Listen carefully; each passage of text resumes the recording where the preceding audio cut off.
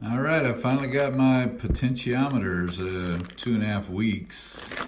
Actually got lost in the mail, the first batch. I got these from The Art of Tone, 450G CTS. And I'm going to, this is the original pot that was in this guitar. I bought this in '86 out in California. And this pot was reading almost 500K. And I'm going to take the solder off of this here in a minute so I can see the serial number, because I'm going to put the link in the description, the serial number that you actually need if you want to get this the correct pot for your guitar. And the reason I say correct, if you look, you see how the volume knob's sticking up. I had a CTS that I wanted to get in there because I wanted to take out the 500K bad pot, and it's sticking up too high, so that's not right. So you have to order the right shaft length and bushing length, and all that is specified on the serial number. If you can see that, it says 450G T25 K. All those mean something, and I'll post that link to the numbers and what they mean. The 254 is 250K. Why they would pick 254, I don't know. A is the I forgot. Either way, I'll put it in there and you can figure it out. It's a 30% audio taper, which I think is actually the number 8 at the end. And it's a combination of linear and audio, which is supposed to be like a vintage taper. But we're gonna see. Anyway, I don't really care for this one, and I'm kind of curious what model this is. The 450Gs are supposed to be pretty good guitar pots, so we'll see. And I've never been able to get this tape to work very good. I need a better workbench here. I don't like this stuff, but I wasn't able to get all the solder off, so I'm gonna see if I can. Not enough to see the code anyway. And it doesn't seem to soak anything up.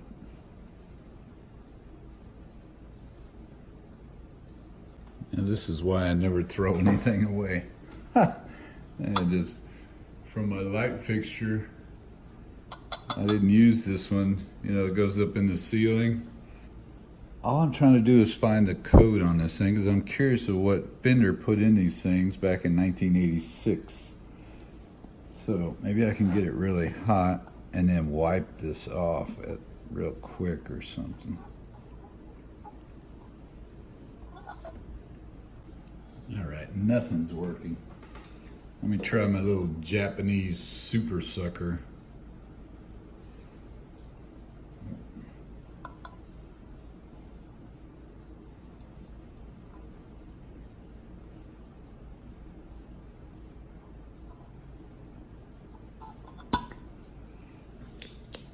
That's not getting it either.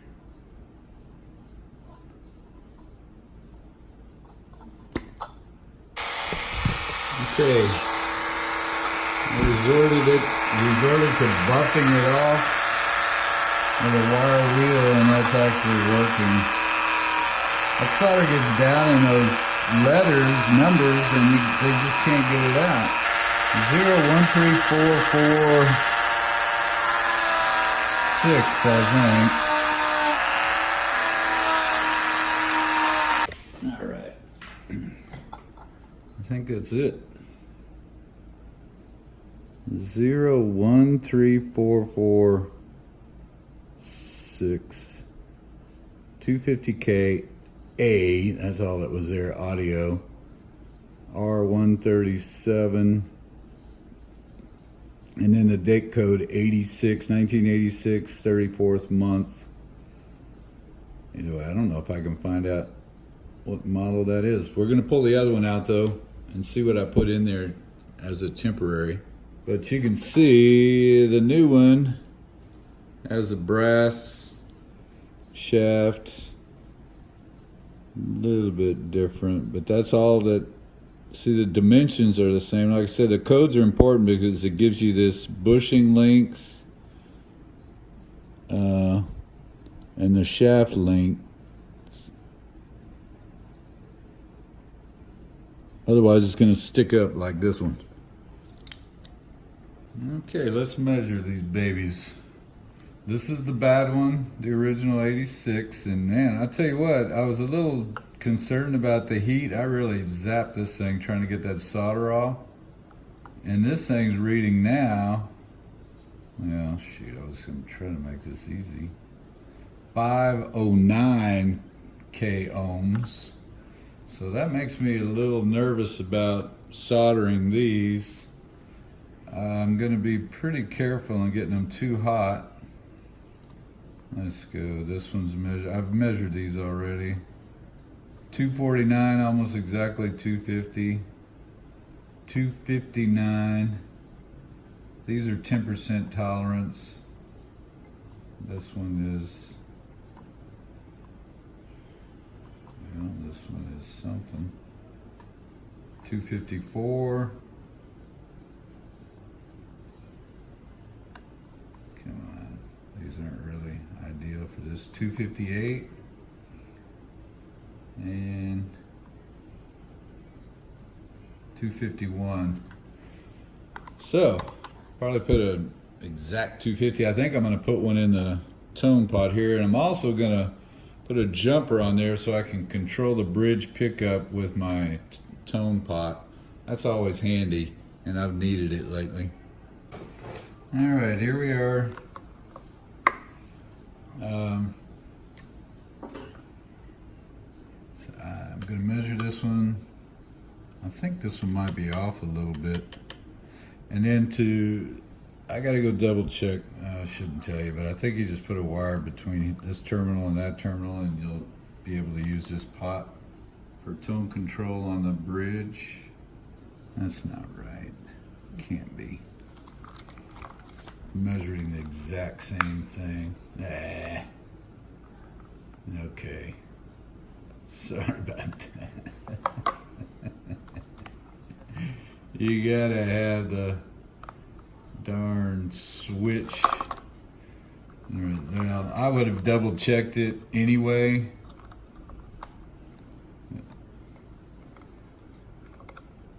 Sorry about that. Well, you get to see what not to do, but it's still measuring 337, which is still out of spec. I knew it was out of spec, but anyway, best to measure them when they're out of the circuit.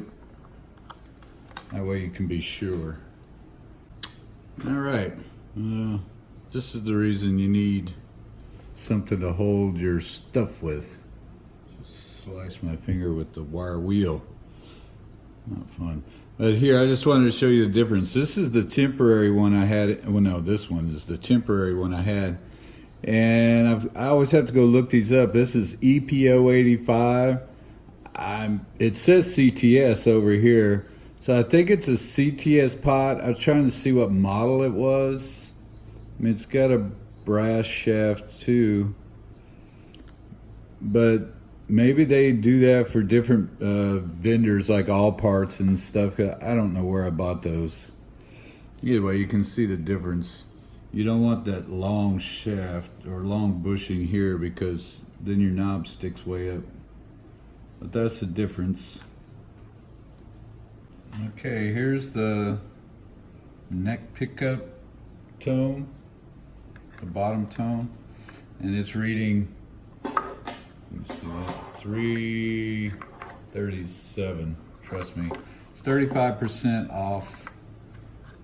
All you have to do is hook it up to the outside terminals, measure it with an ohm meter. 35%. They're supposed to be, the new ones I got are plus or minus 10%. That's what you want. But I don't know why I got so many bad pots in this thing. But of course, you always save the originals. Never throw them away. Just save them in case you sell a guitar. Okay, so one suggestion in the art of tone, you his name was Bill, suggested, and I should know this, but I didn't think about it. He said, go ahead and tin these where you're gonna do that big soldering job. And I'm just gonna scuff it up just a little bit. And then I'll go ahead and put some solder on the case so that when I do get these 3 wires and put them on there, that the solder sticks to the case quickly. And I'm also gonna use a heat sink. I'm just gonna be real careful with these things. Try not to get them too hot. The heat sink, I don't know if it's gonna do any good, but I'm gonna put it on there to dissipate some of the heat. Plus I have this ground wire over here that goes on there too. Ground wire that goes to the jack. Like I said, my little heat sink's probably not gonna do anything, but if I can dissipate some heat, it's better than no heat. So let's get a little bit of solder on here.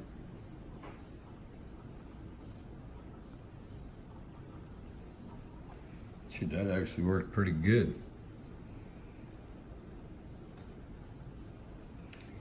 Should have thought of that earlier. Now all I have to do is stick the wires on there. As soon as I hit it with the solder, it's gonna go right on, so don't need 2 soldering guns. And I forgot to mention that you also have to bend this outer lug here in and ground it to the case too. So I'm just gonna tin that one too. Whoop. Come on, baby. That'll make that easy. All right, I'm tipping this thing down the other direction so I don't take a chance of getting some in the pot.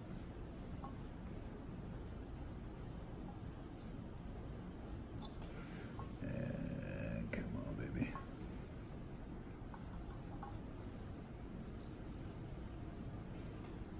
Looks good. Case is a little hot.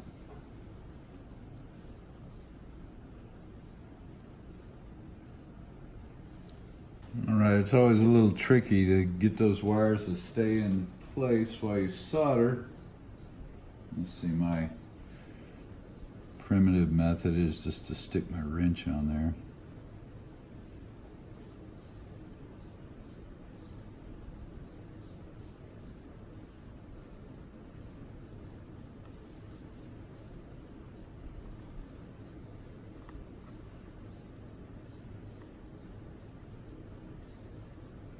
Definitely want a good ground. And make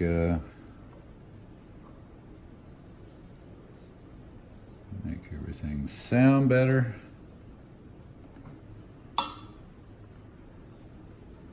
Didn't feel like it got too hot. Should be good to go. I'm gonna put that little bridge wire right here. Okay, I got the white wire coming from the input jack to the center. The black wire coming from the switch to the outside. Should have probably tightened these up before, but I'm ready to flip it over, put the knobs on, put it back together. Well, I said take that back. I haven't soldered these 2 yet.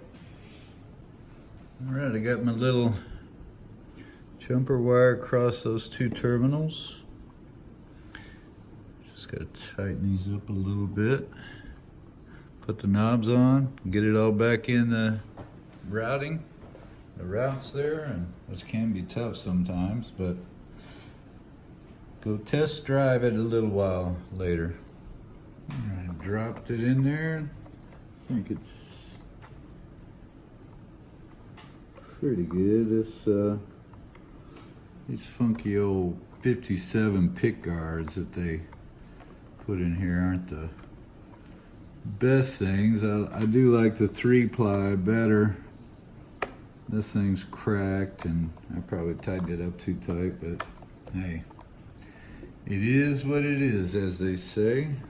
But it's looking, and then, you know, just turn your tone all the way up, put the knob on there to where it shows where you want it. Very tight fit, perfect. Put the volume on there, and they got a little torque to them, which is good. So they don't spin real easily. Get that baby on there. Oh man, back to normal. Yeah. I love it. Put the screws in and we're ready to go. Put the strings on and try it out. Now one thing I noticed is maybe these aren't as high torque as I would like. But what I can do if these start turning when I'm playing, when I don't want to turn them, then I've got a little rubber grommet. I think they were the strap lock buttons that you can buy on eBay. And I have to cut them in half. I have to make them real thin so I can stick it under there. You can't even see it, but it'll give it a lot of resistance so it won't turn. Man, everything's working good. I think it actually sounds better.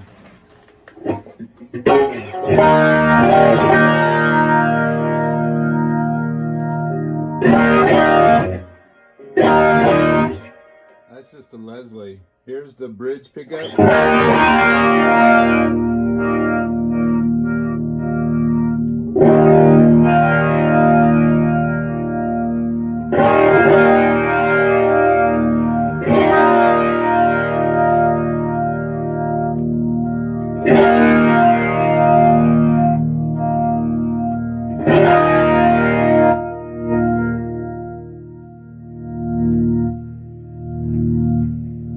Wow, it's nice. It's pretty quiet too.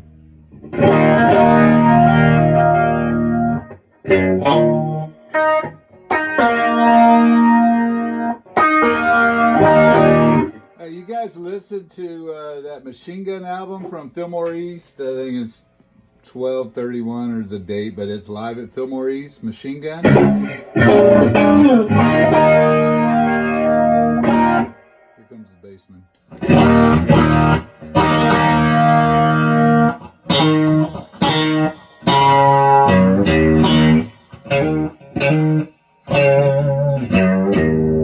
He does some stuff in there. I'm going to put it on one of my videos.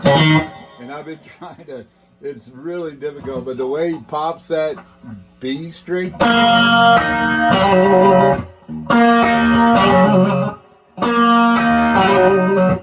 just a teaser there. I'm going to do that one. I jump around because I hear things and God, that sounds good.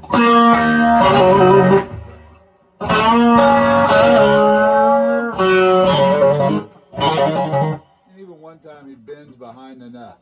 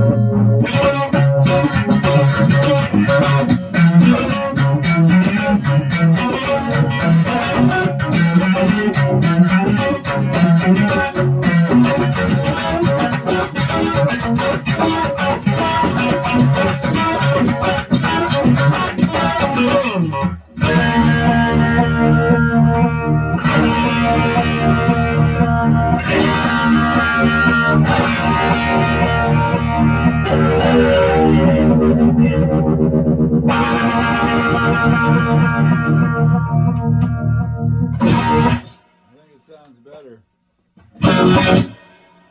Let's hit the old Leslie. Can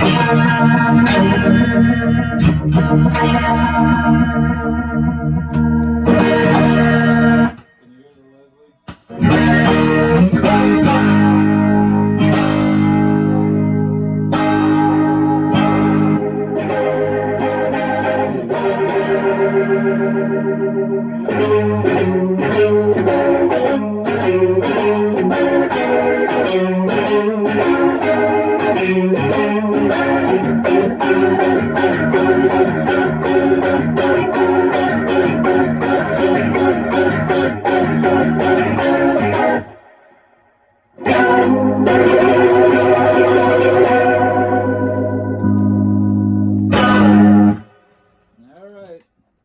So now you go change your pots. Just first impressions, I'm pretty sure it helped the whole guitar. I can't wait. Talk to you guys later.